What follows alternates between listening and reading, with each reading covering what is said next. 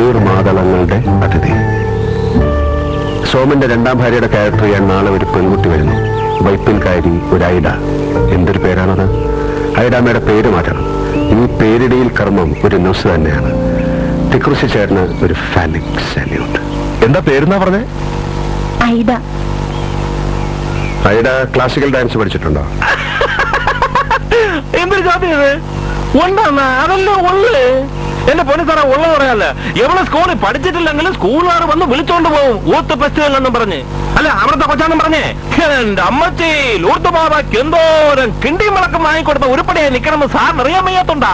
1ാം സമ്മാനവും 2ാം സമ്മാനം എന്നൊക്കെ പറഞ്ഞ് എന്റെ പൊന്നോക്കളെ ചെല്ലക്കളെ എങ്ങോട്ട് ചവിട്ടി ഉരുട്ടി ഇറക്കി ഇട്ടുകൂടി വന്നാ ക്ലാസ്സിക്ക് സാർമാർ കാണാൻ. വേണ്ട വേണ്ട വേണ്ട, ഇപ്പൊ വേണ്ട. പിന്നെ വേണ്ട സാറേ. അയ്യോ അല്ല സിദ്ധ, ഈ ഐഡ എന്നുള്ള പേര് മാറ്റി കഴിഞ്ഞ് നല്ല 1ാം തരം നല്ല പേടക്കന ആ ഒരു പേര് കിട്ടില്ലേ? കനഹമാല.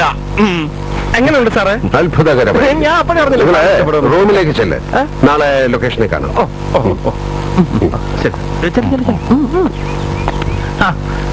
പിന്നെ സാറേ, ഞങ്ങൾ ഇവിടെ തന്നെ കാണും, എങ്ങും പോകത്തില്ല.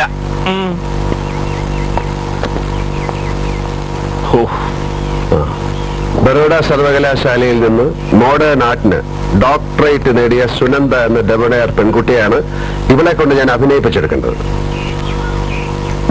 ഞാനില്ല, നിങ്ങളെടുത്ത ഈ സിനിമ സ്ക്രിപ്റ്റ് ഫ്രീ. ശരിയായിക്കോളും സിദ്ധ. ഇതിലും ബുദ്ധുക്കളായിട്ടുള്ള എത്രയോ നടിമാരെ മലയാള സിനിമ പൊക്കിയെടുത്ത് ഇന്റലക്ച്വൽസ് ആക്കിയിരിക്കുന്നു. ഒന്നും പറയാൻ പറ്റത്തില്ല. എന്തായാലാവട്ടെ, അതെ, പറഞ്ഞുകൊണ്ടൊന്നും പ്രഡിക്ട് ചെയ്യാൻ പറ്റില്ല.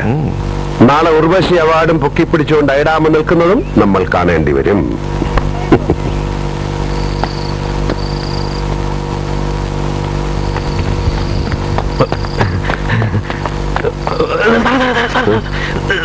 സാറിന് ഈ മുറി തന്നെ കിടക്കണമെന്ന് നിർബന്ധമുണ്ടാ? എങ്ങനെ? അല്ല, ഈ മുറി തന്നെ കിടക്കണമെന്ന് നിർബന്ധമുണ്ടാന്ന്. അല്ല, ഐഡാമ്മേന്റെ മുറിന്റെ താക്കോല് ഞാൻ എടുത്തായിരുന്നു. അല്ല, സാറിന് ഇതിനകത്ത് കയറി ബെഡ്ഷീറ്റ് ഒക്കെ വിരിച്ച് ബുദ്ധിമുട്ടല്ലേ? ഞാൻ അവിടെ എല്ലാ സെറ്റപ്പ് റെഡിയാക്കി വെച്ചിട്ടുണ്ടെന്ന്. നീ അവളുടെ ആരാന്നാ പറഞ്ഞ്? ചേട്ടൻ. ചേട്ടനാ? എന്നാ സാറേ? ചേട്ടനെന്ന വിളി ഇനി നിന്നെ പോലുള്ളവരെ പറ്റി പറയാൻ ഉപയോഗിക്കുന്ന ഒരു കാലത്തെ പറ്റി ഓർത്ത് ചിരിച്ചു പോയതാ. എന്നതാ സാറേ? സാർ ഒന്നിനും പറയാൻ അങ്ങോട്ട് ചെന്നാട്ടെ, പോയി കിടന്നാട്ടെ.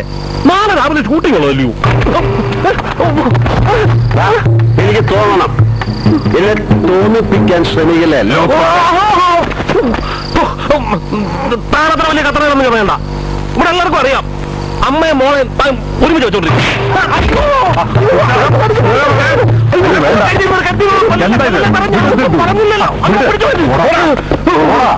അയ്യോ, കാര്യം പറഞ്ഞാലും മനസ്സിലാവൂലേ? ക്രിസ്തുമസ് ദിനം മുഴുവൻ നേരവും ഡാഫഡിൽസിൽ തന്നെ. ആദ്യം വിളിച്ചിരുന്നു. അവന്റെ ശബ്ദത്തിന് ഘനം വെച്ചിട്ടുണ്ട്. പക്ഷെ ഇന്നത്തെ ഹൈ പോയിന്റ് ആ ടെലിഫോൺ കോൾ തന്നെയാണ്. ഈ വോയിസ് സോ ടാൻഡലൈസിംഗ്ലി ഫേക്ക്.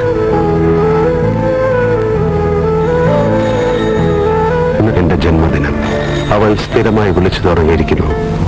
പതിവ് പോലെ സംഭാഷണം അതിര് കടത്താൻ ഞാൻ ശ്രമിക്കുന്നില്ല എന്നതാണ് അത്ഭുതം.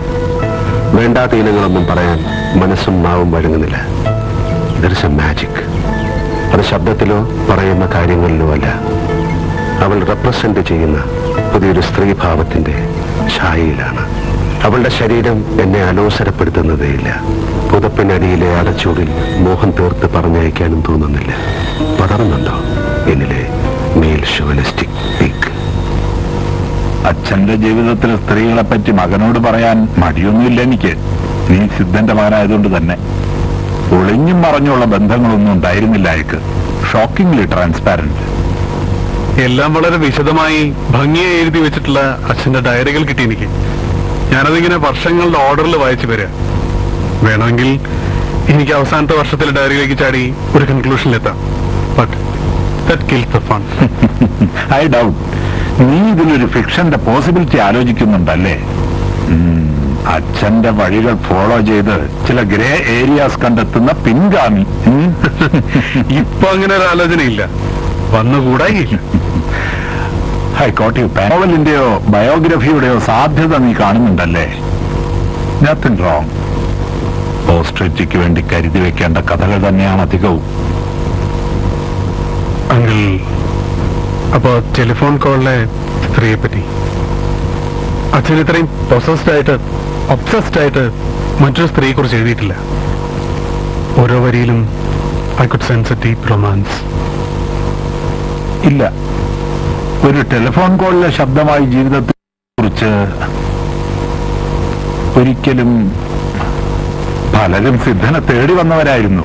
ശബ്ദമായി മാത്രം നിൽക്കാൻ സിദ്ധൻ ആരെയും അനുവദിച്ചിരുന്നില്ല. പിന്നെ എനിക്കറിയേണ്ടത് ഒരു ഐഡിയയെ കുറിച്ചാണ്. അകമഴ എന്ന സിനിമയിൽ സോമനങ്ങളുടെ രണ്ടാം ഭാര്യയായിട്ട് അഭിനയിക്കാമെന്നൊരു ഐഡാമ്മ. സിദ്ധന് തീരെ താല്പര്യം ഉണ്ടായിരുന്നില്ല. ലാസ്റ്റ് മിനിറ്റില് മറ്റൊരു കാസ്റ്റ് ശരിയാകത്തോണ്ടാ. But surprisingly she came out okay in the movie. Yes. അവരിപ്പോ എവിടെ ഉണ്ടെന്ന്? കുറെ അൽക്കുലത്ത് പടങ്ങളൊക്കെ ചെയ്ത് ഫീൽഡ് വിട്ടു. എവിടെ ഉണ്ടെന്ന് വേണമെങ്കിൽ തപ്പിപ്പിടിക്കാം. വേണം പാലൻ. ആ രാത്രി വരും. എന്തോന്നാ വലിയ തെറ്റാണ് ലോപ്പച്ചായം ചെയ്ത്. നാട്ടിൽ നടക്കാത്ത കാര്യമൊന്നും അല്ലല്ലോ. അല്ലേ പിന്നെ ഈ പറയുന്ന സിദ്ധ സാറ് വലിയ പുണ്യാളച്ചനായിരിക്കണം. അതൊന്നും അല്ലല്ലോ. പിന്നെ സാറിന് എന്നോടൊരു മോഹമൊക്കെ ഉണ്ടായിരുന്നു. പക്ഷെ ചേട്ടൻ ആ നേട്ടങ്ങ് ചോദിച്ചപ്പോ പുള്ളിക്കത് വലിയ ചമ്മലായിപ്പോയി. നൈസായിട്ട് ഞാനോ ഡീൽ ചെയ്തേനെ. ഈ ലോപ്പച്ചായൻ ചേച്ചിയുടെ നേരെയുള്ള ആങ്ങളെയാണോ? ആ, അങ്ങനെ പറയാം. അമ്മായിയുടെ മോൻ. പിന്നെ സാറിന് മാസികയിലിരുന്നുമ്പോ ഒരു കാര്യം കൂടി പറയണം. എന്നെ പിന്നെ അയാൾ ഒരു സിനിമയ്ക്ക് വിളിച്ചിട്ടില്ല. ചൊരുക്ക കിട്ടാത്തതിന്റെ. വിസ്തരിച്ചെഴുതാം. ഈ ലോപ്പച്ചായൻ ഇപ്പൊ എവിടാ? അയ്യോ, മരിച്ചുപോയി. ആ സിനിമയുടെ റിലീസിന്റെ പിറ്റേന്ന് പറമ്പി കളിച്ചോണ്ടിരുന്നപ്പോ മിന്നലടിച്ചാ മരിച്ചത്. ആ, ലോപ്പച്ചാൻ ഉണ്ടായിരുന്നേല് ഞാനിന്ന് എവിടെ എത്തിയേനെ. ഇനിയും സമയമുണ്ട് ചേച്ചി എവിടെയെങ്കിലുമൊക്കെ എത്താൻ. ഭാരമുറിയാതെ പെയ്ത ഒരു സെപ്റ്റംബർ മഴയുടെ രാത്രി. നനഞ്ഞൊട്ടിയ ഒരു പൂച്ച കുഞ്ഞിനെ പോലെ അവൻ ഡാഫഡിൽസിന് മുന്നിൽ. റൂമി. യാത്രകൾക്കിടയിൽ ഒരു വഴിയമ്പലത്തിൽ എന്ന പോലെ കനിവുള്ള സംഗീതവുമായി പ്രിയപ്പെട്ടവനാകുന്നു ഈ സൂഫി. അവനാണ് എന്റെ പുതിയ സിനിമയുടെ സംഗീത സംവിധായകൻ. രുഹനീ അനുരാഗമാം വിഷം ഈ ചില്ലുപാത്രം നിറയെ, ഈ ചില്ലുപാത്രം നിറയെ. കൊള്ളാം, കൊള്ളാം. പകരുക നീ, പകരുക നീ അനുരാഗമാം വിഷമീ ചില്ലുപാത്രം നിറയെ. ഒന്ന് പിടിച്ചേ. പകരുക നീ,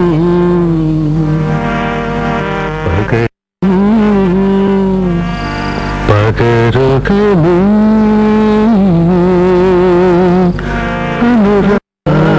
അനുരാഗമാം വിഷം ഈ